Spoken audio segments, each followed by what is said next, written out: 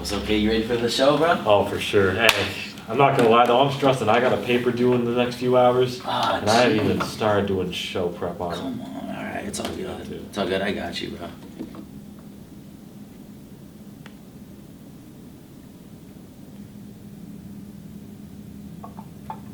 Hey, bro, you working on your essay? I mean, I was a little bit, but I'm starting to do show prep now. We're not even talking about that shoe, man. That dropped already. Yeah. That's not even on Keep or Sweep. Okay, I'm taking a little break from my essay. Hey, man, I need you to lock in, bro. We got a show soon. You're right. My bad. I'm sorry. It's all good. Hey, close out Sock X, bro. Come on.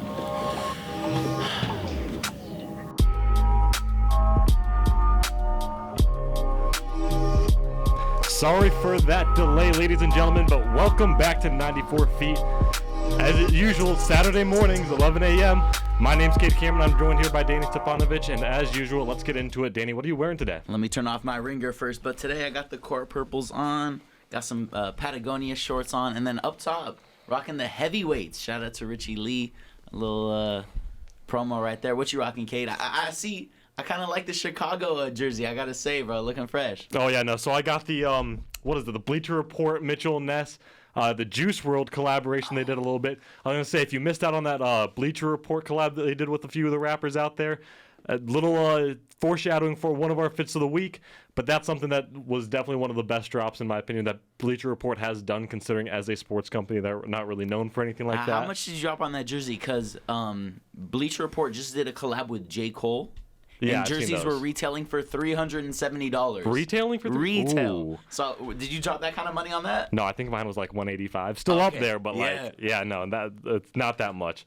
And then I got the cool gray Jordan 11s, the 2021 release. Again, me and you twinning a little bit with the Patagonia shorts, and then the PB&J Hat Club exclusive Diamondbacks hat. So, hey, we got some good fits in the studio, but let's see what we got on today.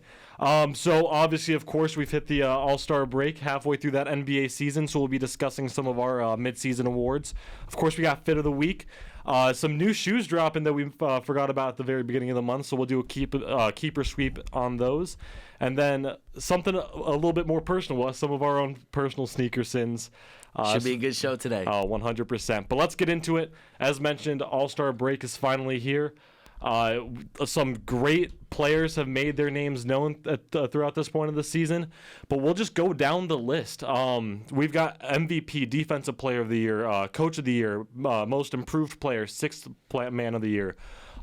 Starting with MVP, Danny, who do you have as your mid-season MVP to this point? You know, we might get into a little debate in a little bit, but I'm going with Giannis Antetokounmpo. Kade. I'm not going with Embiid, everyone's favorite MVP candidate right now. I'm going with Giannis. I think he has a solid case to get another MVP. He's averaging 29 points per game, the second most points per game he's averaged this year, 11 rebounds, and the biggest thing for me is 6 assists. He's expanding his game. He's leveling up as a passer and a scorer. I feel like he's a little bit more versatile. He knows how to get to his spots now. The past few seasons, I feel like people clown on him for, he's mostly just he'll sit on the block and dunk it or post up. But I feel like he's grown as a scorer. But like I said, the biggest thing, 6 assists, career high. He's still averaging 1.4 blocks, a steal a game. Biggest stat I saw was he's holding opponents to 50%. Shooting at the rim, so he can guard 1 through 5. Last week against the Lakers, he dropped against my Lakers. Unfortunately, he dropped 44 and 14, and also last week he sat out against a game against Portland. They're running a bunch of G Leaguers out there, and they lost by 15. So that kind of helps his MVP debate. He sits out and they lose to Portland. So that's my MVP, Giannis Antetokounmpo. All right, I like it. He's having a fantastic season himself. I'm going with the guy that you mentioned earlier on right there. I was thinking about going Joker, Nikola Jokic, but I think as of now, just seeing how Joel Embiid has played this season, he has been doing a fantastic job. I mean, he's averaging 29 points a game. He's first in the league for that. When you're looking at his just overall stats, 11.2 rebounds, he's averaging that right now, which is fantastic for a center. 4.5 assists. I mean, that's nothing too crazy, but I feel like for a center, he's dishing them out, That's actually really good. Exactly. Yeah. So It's nothing like Jokic is able to do right now, but at the same time, I mean, Embiid has been going out there. He's been trusting that process, and he's been making a name for himself.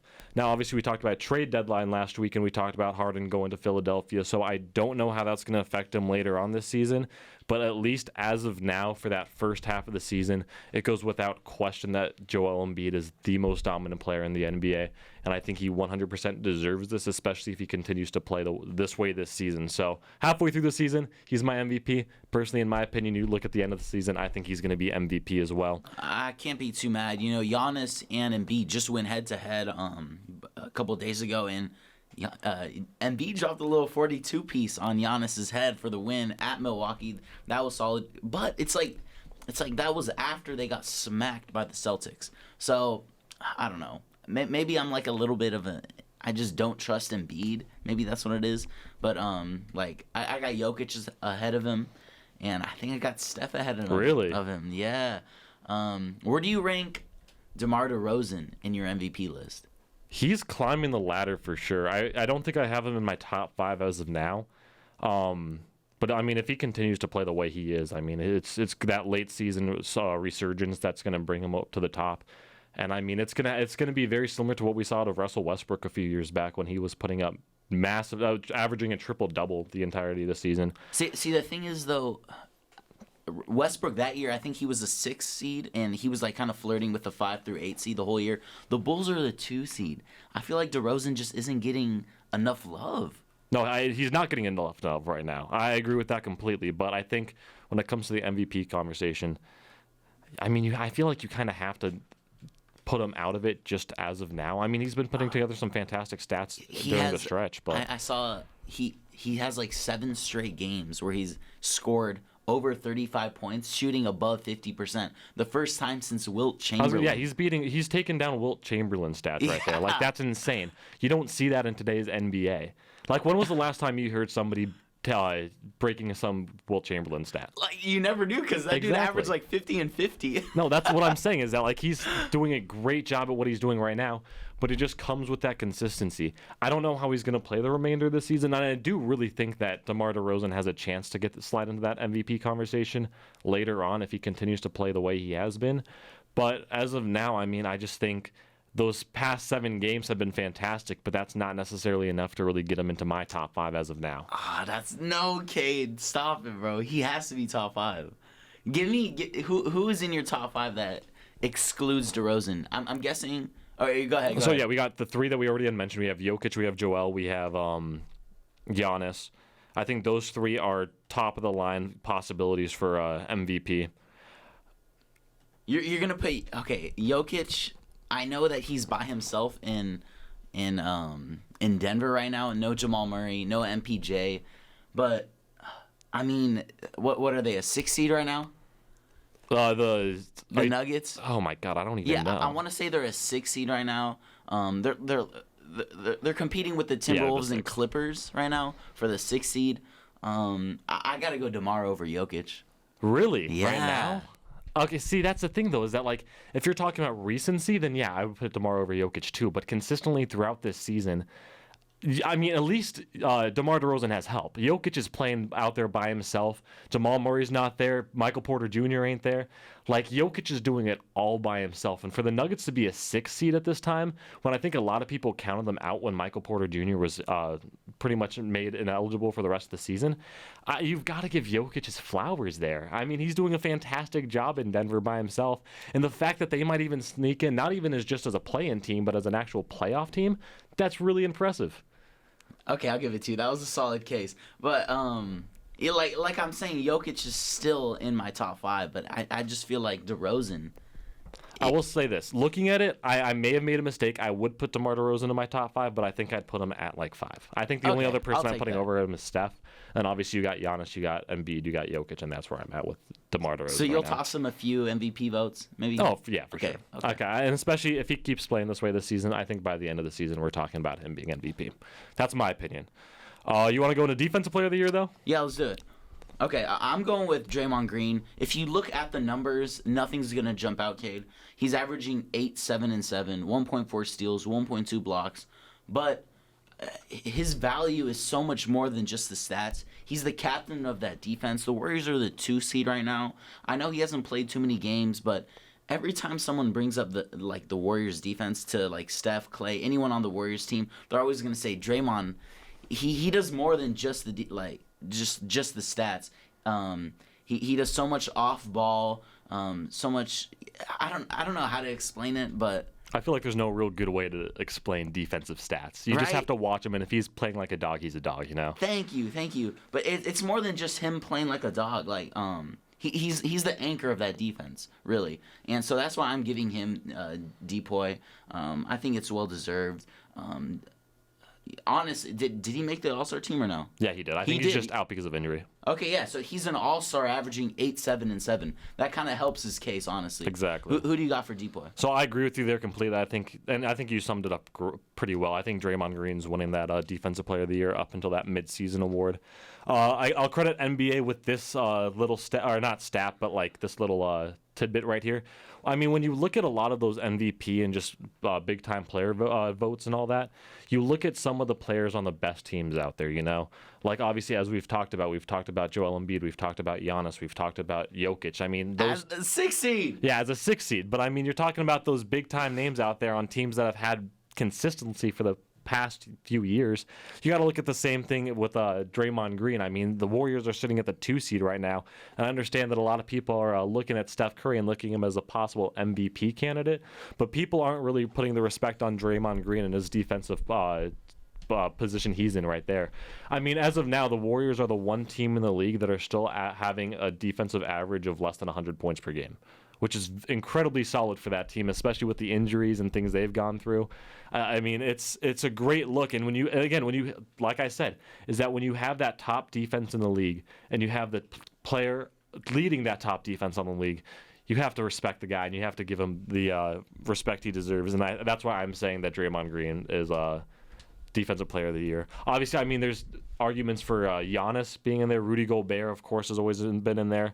A lot of people saying, I mean, this might be a little bit of a Phoenix bias, but I think a lot of people are saying Mikal Bridges is starting to get some respect as well as a possible Defensive Player of the Year candidate.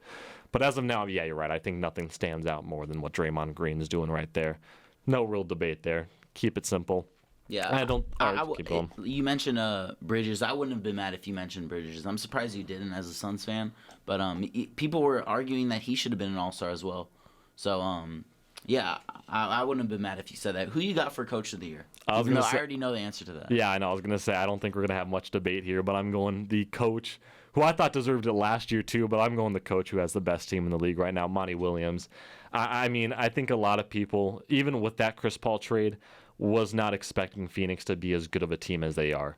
They are killing it out there. It's absolutely insane. Let's just put it that way. I mean, the Phoenix Suns went from pretty much one of the worst teams in the league 3 years ago to having the best record in the league. That's insane. I want to say, if I'm correct off of this, and this is just a stat off the top of my head, since the 2020 bubble, the Suns are 117-31 in the regular season. That's insane. Wow. We'll get into that a little later, though. But I mean, okay. And you mentioned you told me yesterday how the Suns clinched a playoff seed already, huh? Playing seed. Like already, there's still 25 games left in the season. Crazy. So I'm not gonna disagree with you. I think it's Monty, but I feel like we got to give a shout out real quick to Ty Lue. Oh, for sure. What he's doing with the Clippers. I feel like he deserves some votes. I know they're the 8th seed, but no Kawhi this entire year. No Paul George the last month. Wait, is Ty Lue with the is he with the Clippers? Clippers. Okay, that's what I thought. Yeah. Did I not say the Clippers? I think I did. I thought you said Cleveland, but I could be wrong. Oh, okay. My bad. Hey, I had a late night last night. It's all good. But what he's doing with the Clippers? He traded. You know, they're bringing in guys who are solid, but he's winning with them. Rocco, Rodney Hood, Norman Powell. The Clippers, despite injuries with Kawhi and Paul George, they're still fighting. They just put up 142 against the Rockets last week. Yeah, what he's been able to do with no Kawhi, no Paul George, as the 8th seed, I would be scared to play them in the playoffs. Yeah, I can see that. And I think, again, as you mentioned, without Paul George or Kawhi Leonard, that's a team, I mean, we saw it last year, that's a team that was able to make it to the Western Conference Finals with just Paul George. throw Kawhi Leonard in there as well. I mean, you're talking about a dangerous duo that team has been waiting to see in full effect since they both were signed with the Clippers. So I completely understand where you're coming from there. Let's go on to the next one. Most improved player, Kate. What you got? So I got something that's a little different, but I think it's something that I think has a good standing as of now. I'm going with Ja Morant. He's a star that's pretty much been a star in the league since he's been drafted to the Memphis Grizzlies. He's been putting out just incredible athletic plays. He's been doing some absolutely crazy things with that team. But I think the reason why I have him as my most improved player this year is because of the way he's been able to develop as a true star on that team. I mean, you look at Memphis themselves, they're having a fantastic season for a team that I honestly didn't think was going to have a fantastic season. I thought that Valanciunas trade to New Orleans and the Memphis Grizzlies getting Steven Adams, I didn't think that was necessarily the best look. I thought that Valanciunas was going to be a more valuable player to that team. But, I mean, they're sitting at that 3 seed right now in the West. That's impressive for a team that I don't think a lot of people were expecting to be there. And, of course, you look at who that main player on that team is, and that's Ja Morant. And that just shows just the fact that they're a 3 seed, that they're playing as well as they are, that he overall has developed so much as a player. And while he still has those just crazy athletic abilities, his shooting has gotten better, his defense has gotten better. And there's a reason why he is playing in that All-Star game tomorrow, and that's because of the way he's been pretty much developed throughout the entirety of the season. Danny, what you thinking? I can't disagree with you. I mean, what he's like you said, you mentioned this word. He's become a superstar. He's also making what I love about what Ja Morant's doing is he's making his teammates better. JJJ, he's having the best year of his career so far. Maybe it's because he's healthy, but I think it's mostly because of Ja Morant. Desmond Bane coming out of nowhere. He could be another candidate for most improved player. Brandon Clark finally staying healthy. They just have a bunch of solid guys. Like, see, that's exactly what it is, because for the longest time I remember telling myself that Memphis is like what the Phoenix Suns used to be, how they're like overall they had the key members and all that, but they just weren't good enough by themselves to really do something of any significance. Then they trade for Chris Paul and they get that player they need to become a super team. That's kind of how I felt about the Memphis Grizzlies for a little bit. I thought that they had a great team overall in general, but they needed that one superstar to get them over the hump. Obviously, that's not the case because they have their superstar in Ja Morant. Yeah, the fact that they were able to develop their own superstar, so tough. I'd like to get them another number 2. I feel like that would put them over the top. Yeah. But for them to sit at the 3 seed, I can't disagree with you. I'm gonna throw out Miles Bridges, who's quietly having like a crazy career year, because this kind of came out of nowhere. He's averaging 27 and 3 assists. Last year he's improved in every statistical category. Last year he had 12, 6, and 2, and that was after he declined a little bit the year before that. In 2019 he averaged 13 points. So people thought he was gonna steady out around that 13 points per game, but he's taken it to another level. People expected Gordon Hayward to be the number 2 on that Hornets team, and Bridges came out of nowhere, and he's taken that role, and he's stuck with it. I remember he was on a tear at the beginning of the year, and I thought it was going to be one of those things where he's having some good games, and he'll falter off and go back to being an average player in the NBA. But he's been able to hold that 20 points per game. Definitely surprised me. I'll give him a shout out for that, but if it goes to Ja Morant, I won't be mad. Oh yeah, no, I agree with that too. I think Miles Bridges is definitely up there. Similar to Ja Morant, we've seen his athletic ability in the past, but I just don't think a lot of emphasis was put on Miles Bridges because of the teammates around him. Obviously, Gordon Hayward has had some fantastic years. You draft a guy like LaMelo Ball, who his athleticism is through the roof as well. So again, and I think now I'm going to say this about the Hornets, but that is a team where you are a superstar away from breaking through that glass ceiling and actually making something big right there. You want to go into Sixth Man of the Year? Yeah, let's do it. We're both stride for this one. Tyler Hero, who I thought should have been an All-Star. He's averaging 20 points per game as the Sixth Man of the Year. He will get Sixth Man of the Year, right? Yeah, 100%. I think if he keeps playing the way he has been, I think it's without a doubt that Sixth Man of the Year. My biggest thing is that the 2 number 2s on that team have not been healthy. Bam Adebayo and Jimmy Butler, obviously. I think they've both missed about 20-ish games. I don't have it in front of me, but and at one point they were missing games at the same time, I think. And what Tyler Hero's been able to do is just give that burst off the bench. has been huge. The Heat are the number 1 seed, and Tyler Hero is coming off the bench. It's got to be him. Oh, yeah, no, 100%. I mean, I'm looking at the stats right now. You have 6 players averaging double digits in points, one of those being Tyler Hero, who's coming off the bench behind Kyle Lowry, which for the Miami Heat to get Kyle Lowry was a massive deal themselves. I know they ended up getting their repercussions about talking to him a little too early, but for Tyler Hero to be that backup to Kyle Lowry and just having the season he has been, I mean, he's averaging more points than Kyle Lowry right now, which is absolutely insane to me. And it blows my mind that this Miami Heat team with Tyler Hero has been putting together the season they have been, because it's I don't think a lot of people were expecting it. I think a lot of people were expecting that Miami Heat team to be good, but you look at the players on that team, I feel like, again, you look at it, there's no one just like big time superstar. You obviously have Jimmy Butler, you have Kyle Lowry, you got Bam Adebayo, who are all great players, but I feel like in the East there are just so many other superstars that are overlooked by them. I think a lot of people could have seen them in as maybe a 4 seed going into the season, but you look at them now and they're just producing crazy numbers, and of course that bench depth with Tyler Hero makes an absolute difference in this situation. I think realistically you take away his stats and just put him another just honestly random point guard in there from any other team, I don't think Miami's sitting at the 1 seed right now. I think he is a difference maker on that team, especially off the bench, and he's doing a fantastic job at what he's doing. You got anything else to put into that one? You hit it on the nail.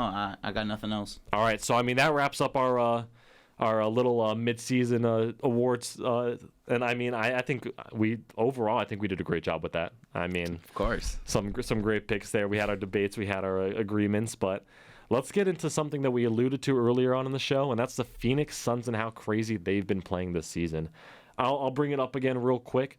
The stat that Danny had mentioned earlier about where they're sitting as of now, but the Phoenix Suns, being in the position they're in, number 1 seed in the West, they're not. It's close with the. It's Warriors. Really not even close. They're 48. They're 6.5 games above the Warriors, so they honestly got the 1st seed locked up. I think so too. I don't want to say I think so too, because I think anything could happen this season. But for the Phoenix Suns to pretty much go into the All-Star break having a playoff spot guaranteed, not necessarily like a full-in play-on spot, it would be a play-in game, but still, to be able to have that postseason basketball locked in for the Phoenix Suns already, that's insane. Like, I just want to mention this right now. I don't think we've seen a team like this since that 73-9 Warriors. Like, that's just how dominant this Suns team has been. All right, let's relax, okay, hold up. Let me finish my statement. Okay.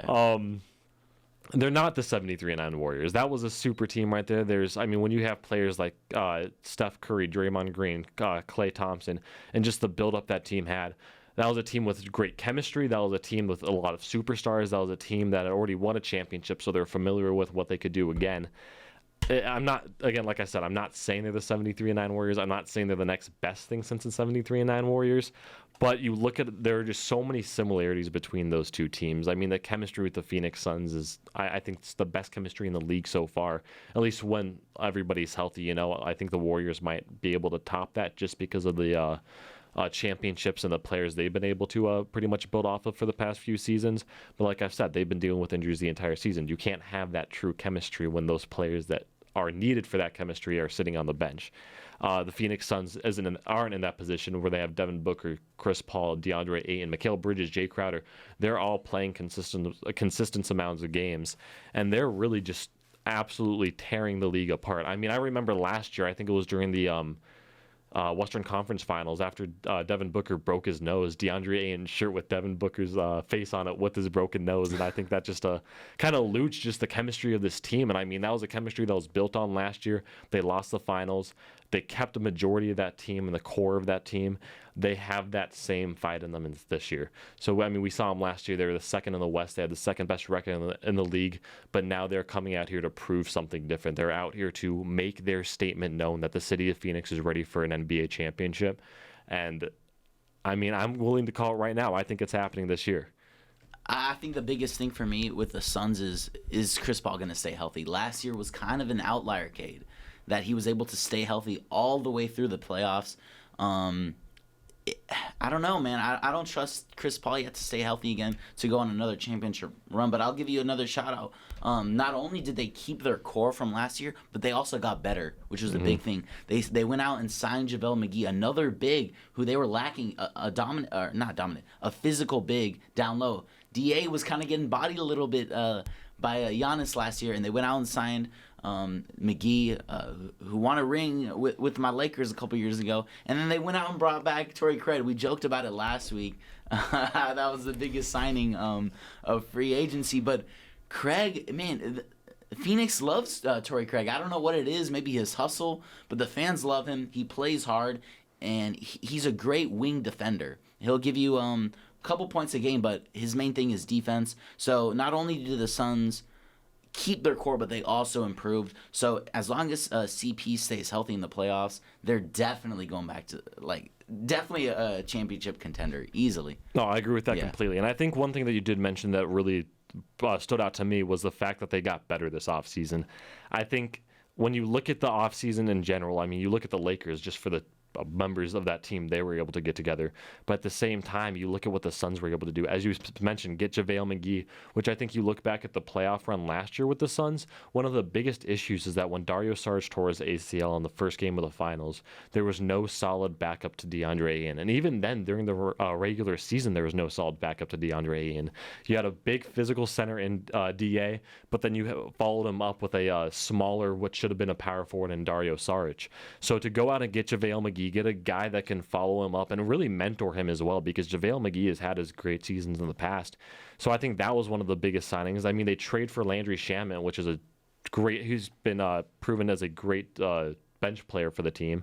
Campaign was able to stay around. As you mentioned, Torrey Craig being traded for. I think one reason why the Phoenix Suns loved him as much as they did was, again, he matched the physicality of some of those big players. Like, I don't think there was another player on that team that pretty much just say, like, yo, like, let me go get Giannis. Like, he would go out there, he would go lock him down. Maybe not lock him down, but he would go out there and he'd pretty much take on any adversity, any challenge he can get. And that's part of the reason why I think a lot of people really started liking Torrey Craig, especially in that playoff run. So you're right. I mean, this team got significantly better. I think they're just a much more well-rounded team. They have the bench depth they need. They have the impact they have with their starters.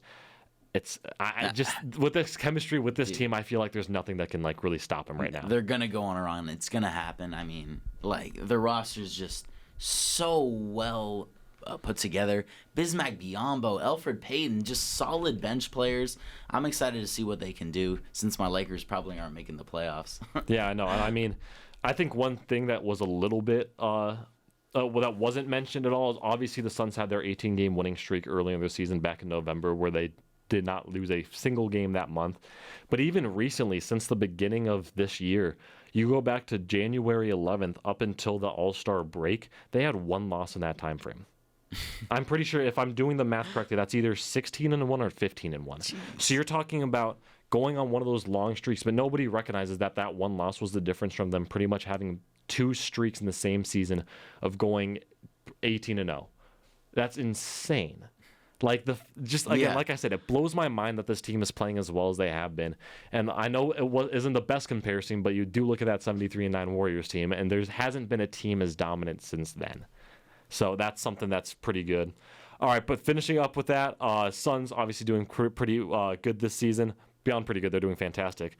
Let's switch it up into the fashion side of things now. Fit of the week, Danny, we'll start off with you. Right, the guy who's 3-1 at this point, unfortunately. Yeah, I mean, I'm not trying to blow this 3-1 lead. I'm not trying to pull a Doc Rivers out here, and I won't, because I'm going with my boy Thanis, rocking out the Pooh Shiesty mask. He's got the Union 4s. And is that a blouse? I don't know what the word is for that jacket. Oh, like a cardigan? Yeah, thank you. He's got the blue on, got the shades, man. This is a fire fit. You can check it out on IG and Twitter, at 94 Feet Show.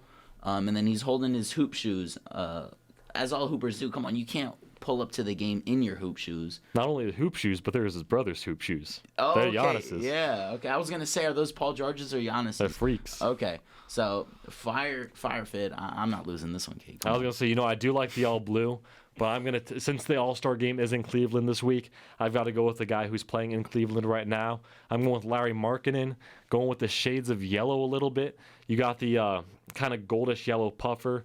I'm wearing my Chicago Juice World Bleacher Report Mitchell Ness, that whole collaboration jersey. He's got his Kid Cudi Cleveland Cavaliers Bleacher Report jersey. Did you just say Kid Cudi? That's what, yeah. Cudi? Cudi. You know what I mean. You know what I mean. Kid Cudi, bro. Hey, it's an early morning. All and, right. of course, you got the Midas dunks on. I think that's a pretty good just overall fit. So, yeah, no, I think, I will say, you've kind of run it up on me recently, but I think I got that one locked down. Okay, we'll see. People got to vote. Let's get into our next segment, Kate. Oh, yeah, for sure. It's already 11:32, but we're just rolling. No one's kicked us out yet. We're going into keep or sweep, upcoming sneaker releases. Cade, if the shoe is fire, you're keeping it. If it's not fire, you're going to sweep it to the side. The Air Jordan 3 Cardinal Reds. Yeah, so with those, I know we mentioned it earlier on this semester, how we were talking about the Fire Red Jordan 3s they're coming out in August, I'm pretty sure, to kind of start off that holiday season. In my opinion, I think those are a little better. So I think I'd have to sweep these right now, but at the same time, I still think that there's a good potential with those, and I think they're overall a good shoe. I just think I'd rather save my money for the Fire Red 4s. Elephant zebra print on, splattered around the shoe. They actually put it around the laces this time. I haven't seen them do that. I'm kind of feeling these. These are also a keep for me. Okay, I like that. Let's move on to the next one. Yeezy 500 Blush. Cade, you feeling the 500s? Kanye's kind of bringing them back a little bit. I like the restock. I was not able to cop this morning because I slept through, unfortunately. But these are a cop for me. I'm hoping retail drops down a little bit and I can pick it, or not retail, resale drops down a little bit and I can pick it up for resale. No, I like them a lot. I think the blush is a great colorway for it as well. I do like that 500 silhouette a lot. That's something I really want to get in my collection at some point. I would keep these. I would probably try to get them earlier on, but I got to watch that bank account a little bit. So, yeah, these are a keep for me. I think the 500 is honestly, I think, one of the most underrated yet one of the best Kanye shoes out there, in my opinion. Yeah, they're low tops, but kind of chunky at the same time. They look so good with sweats. I feel like that's my biggest thing. So, yeah, I'm going with the keep as well. Let's move on to some dunks. We're showing a Yeezy a lot of love, but let's move on to Nike now. The Nike Dunk High 1985 Yellow Acid Wash. Kate, are you feeling these? The yellow acid wash, no, I'm not a huge fan of. And especially because it is that 1985 silhouette, that more traditional silhouette. I'm not a huge fan of the yellow acid wash. It's not a bad look. I'm pretty sure a few months back, too, they released a pair of dunks that were kind of similar to it, except a little bit more mild. That yellow wasn't popping out as much. I think that would have looked a little better. But the yellow acid dunk, no, I'm not a huge fan of it, so I'm going to have to go sweep on those. I agree with you. I'm sweeping these all the way to the bathroom because it looked like someone peed on these shoes, Kate. Look at the outsoles. I mean, what is that? It has to be like some glow-in-the-dark outsole. And then I don't know what's going on with this. Like you mentioned the silhouette. I really do like the 85 silhouette, but these are a sweep for me. Let's go on to another dunk. Maybe you'll like these more. The Nike Dunk High Light Chocolates. Oh yeah, those are a much nicer. And I think you look at the light chocolates there as well. I think the one thing that really stands out about this one is the fact that it's the material that goes into it, which I think really sells the shoe for me. I think if you just went with that classic leather that you see on a lot of dunks, just that nice smooth leather, wouldn't be a huge fan of that. But with the kind of more suede, I'm not sure if it's suede or nubuck. I know those are two very similar fabrics, but I think with those, I think it really makes the shoe a lot nicer, so I'm going to keep on those. I'm going keep as well. I'm actually going to try and cop these for sure, trying to add these to the collection because I need a brown pair of shoes. Not too many shoes out there are brown, not Nikes, I should say, are brown because you got the Mocha ones, you got the Travis Scotts, obviously, and then you got the Mocha 3s. Other than that, there's a couple dunks that are brown, but not too many shoes. I'm definitely trying to keep these. Let's move on to the next one, the Jordan 1 University Gold in light Bordeaux. Kate, you feeling these? Yeah, so that was the official name on the Nike website, but they're a little bit more known as the Jordan 1 Brotherhood. because I guess the colors are supposed to be the same colors that were in his fraternity back in college. I like it. I just don't know how I'm going to style it. That's the biggest issue. I think it's a good look. I think it has a lot of potential, but I'm not really necessarily feeling these as much as I used to. So, honestly, I think I might give them a try, so I'm going to go keep with these, but, I mean, who knows? I think I'll sweep these. It's a cool story. I like them, but like you said, it's tough to style these. I feel like these two colors don't really go well together, but it's like some sort of dark pink and yellow. Yellow's already a tough color to rock, and if you throw pink on there, I'm gonna sweep these to the side. Let's move on to our last sneaker we're talking about, the Nike Kwondo ones. Did I say that right? I think so. I mean, that's close enough, I think. Kind of sounds like Wakanda or something. Kade, you feeling these? Yeah, so Peace Minus One has come out with a lot of collaborations in the past. I have their first collaboration when they did the Air Forces. So I know a lot of people were hyped on the all-white Air Forces with the black swoosh. It was the opposite way when they first released. So it was an all-black pair of Air Forces with the white swoosh. I have those. I think they're a great shoe. So personally, in my opinion, I think these are definitely a shoe that I think are going to be a little bit different to style. It's going to be a little bit more out there, but it's a shoe that I really like a lot. So I think I'd have to keep these. I'm kind of torn on these because I like when white shoes are kind of more out there. This is such a creative shoe, but unfortunately, I just don't see myself rocking these. I'm gonna rock the white on whites, keep it classic. I'm not gonna go crazy with them. I'm gonna sweep these. Okay, we're running out of time, so let's go on to our last segment, our biggest sneaker sins. This is gonna be fun. Yeah, you want to start off with it? I'll start off with the biggest sneaker sins. I'll look into the camera for this one. I won't look at you. If you're rocking some Jordan 1s, some 4s, any sort of Nike, Jordan, you gotta wear either plain socks or Nike socks. You cannot be rocking Vans socks, Adidas socks. Same if you're rocking Ultra Boost, if you're rocking Yeezys, any sort of Adidas, you can't rock the Nike socks. I know everyone got the Nike socks. Even if you fold them down and have the swoosh upside down, I've done that before. It doesn't count if you're wearing Adidas, man. You gotta match the brands. It goes up to streetwear too. You can't be rocking a Supreme hoodie and then a Bape hat. Exactly. That's what I'm saying. That has to be a sin for me. So if you're doing that, please stop, because you're going to the sneaker HE double hockey stick. Okay, all right. Well, I'll kind of follow the same thing you did. I'll get a little intimate with the viewers out there. So I think one of the biggest sneaker sins I've done, I'm not sure if it's strictly just sneakers, but I think it might just be in general. Just you're admitting fashion. to it. You're talking to the priest. I know. It's like confession for me right now. I got to do 3 Hail Marys after this one. And I think it's something that a lot of people end up doing. They'll get a really nice pair of shoes, something really classy, really cool, and then they'll throw on a really trash fit with it. They'll just throw on some the first basketball shorts and just a t-shirt they see, like they're going to the gym or something. Don't do that. Take some time to really appreciate the overall fit. Don't be throwing nice rims on a really bad car. We don't like to see that. It's not a good look. You're not really trying to prove anything with that. If you want nice rims, you've got to have the whole exterior of the body finished as well. That's the way you got to look at it. You got to have the entire fit going. You got to have those accessories. You got to have the things that make it pop. So it's not just the shoes. It's that whole fit that's collaborating really well together. And you're talking like grails, right? Like nice shoes, nice sneakers, right? I wouldn't necessarily limit it to just grails. I just think in general, just if you've got a pair of shoes that you think are going to be nice and that you're going to be able to style well, don't just throw on some like fit with it. Be a little bit more conscious about what you're wearing. I gotta come back at you with this. What does trash fit mean? Does it something that looks ugly? Because you can throw on some nice shoes and then throw on a hoodie and sweats and it'll still look fire. Well, see, that's the thing though, is that it's not necessarily. I probably should have clarified that. It's a little bit more about being concise about what you're putting together, not necessarily what you're working with, but what you're putting together. I mean, I think I'm going to call it Shia LaBeouf here because I think there's plenty of time. Oh, okay, I know what you mean. Yeah, okay. But that's what I'm saying is that you look at his fits, but they're really out there. They're very random. They're very weird. But at the same time, what he's doing is that he's putting together a fit that works together really well with each piece that he has with it. It's out there and different and weird. And I think if you take one of those pieces and put it on another outfit, it looks really different for sure. But he finds a way to make every piece of it work together, no matter how outrageous it is.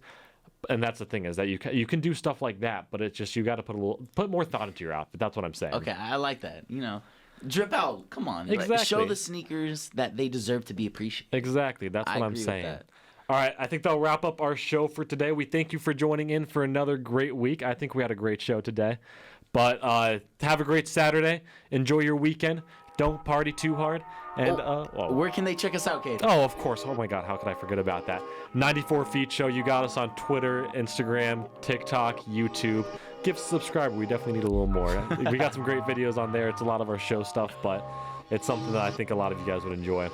Have a wonderful Saturday, and we hope we see you again next weekend. If you made it this far, you're a real one. Thank you so much for watching. If you enjoyed what you saw, make sure to hit that like button, show some love, subscribe, and turn on post notifications. And if you haven't followed us on any social media yet, follow 94 Feet Show on Twitter, Instagram, and TikTok. Thank you.